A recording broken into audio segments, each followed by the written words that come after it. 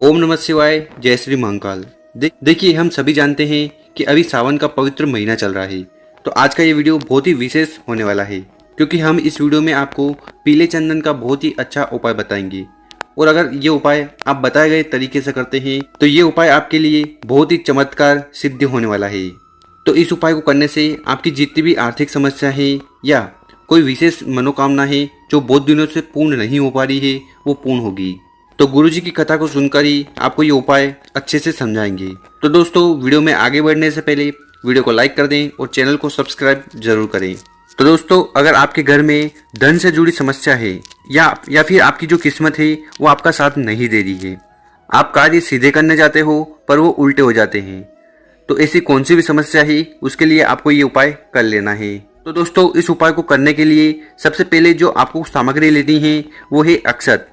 अक्षत यानी कि चावल का दाना। और ये जो चावल का दाना आप लो, ये कहीं से खंडित नहीं होना चाहिए। इसके साथ आपको लेना है थोड़ा सा पीला चंदन। क्या लेना है? पीला चंदन। और इसके साथ आपको लेना है एक स्टील का पात्र, एक स्टील का लोटा ले लीजिएगा। और उसके अंदर आपको क्या करना है, 2 चम्मच जो कच्चा दूध आता है वो आपको मिला देना है। और ये जो स्टील का लोटा लो जिसमें आपने दूध मिलाया है, उसमें आपको जल भी मिलाना है।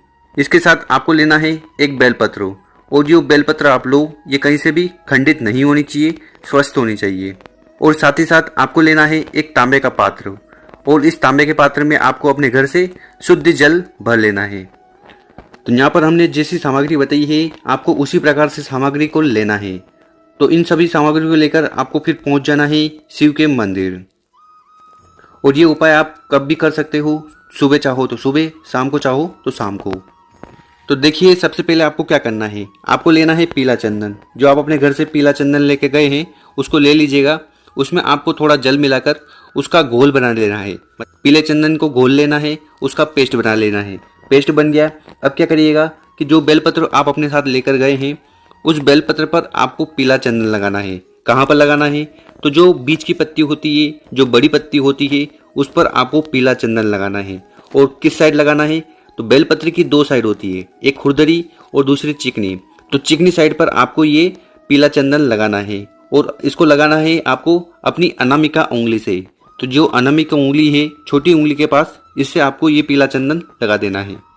अब क्या करिएगा कि जो एक चावल का दाना, एक अक्षत का दाना आप अपने घर से लेकर आए थे, उसका उपाय करना है। क्या करिएगा कि अभी आपने जो बेलपत्र पर पीला चंदन लगाया है, उसी जगह पर आपको ये जो चावल का दाना है, अक्षत का दाना है, ये चिपका देना है, वहाँ पर समर्पित कर देना है बेलपत्र के पत्ते पर। और ये जो उपाय है ये ध्यान से करिएगा, क्योंकि ये जो पीला चंदन और चावल का दाना है, यही वो चीज़ें हैं जो आपकी किस्मत को चमकाने वाले हैं और आपके भाग्य को बदलने वाले हैं। अब इस बेलपत्र को इसी प्रकार से अच्छे से तैयार कर क्या करना है, इस बेलपत्र को आपको शिवलिंग के ऊपर समर्पित करना है। और उसके बाद आपके मन में जो भी इच्छा है, जो भी कामना है, उसको आपको महादेव जी के सामने प्रकट कर देना है, कह देना है।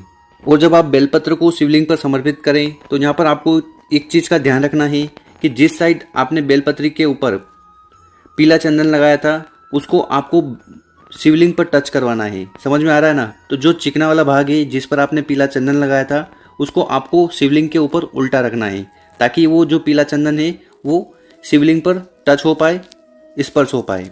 तो इस तरह से आपको बेलपत्र रख देना है। और यहाँ पर जो बेलपत्र की डंडी होगी वो जलाधारी की तरफ होनी चाहिए।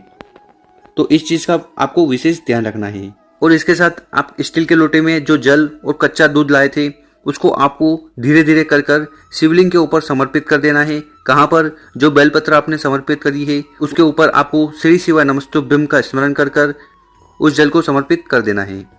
इसके बाद आप देखिएगा कि जो जल आपने शिवलिंग के ऊपर समर्पित किया था और जिस जल के अंदर आपने कच्चा दूध मिलाया था, वो जल बहता हुआ जलाधारी की तरफ से नीचे जाएगा। तो वहाँ पर आपको अपना सीधा हाथ रख लेना है और उस जल को आपको अपने हथेली में ले लेना है।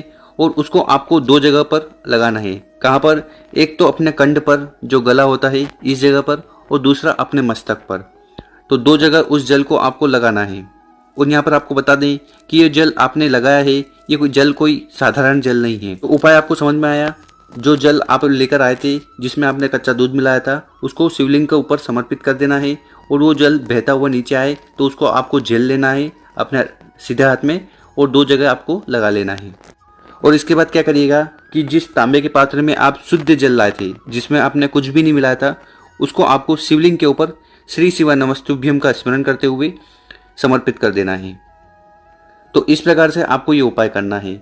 उपाय बहुत शानदार है। अगर इस उपाय को आप करते हो तो आपके जीवन में जो भी समस्या है, जो भी मनोकामना है, वो पूर्ण जरूर होगी।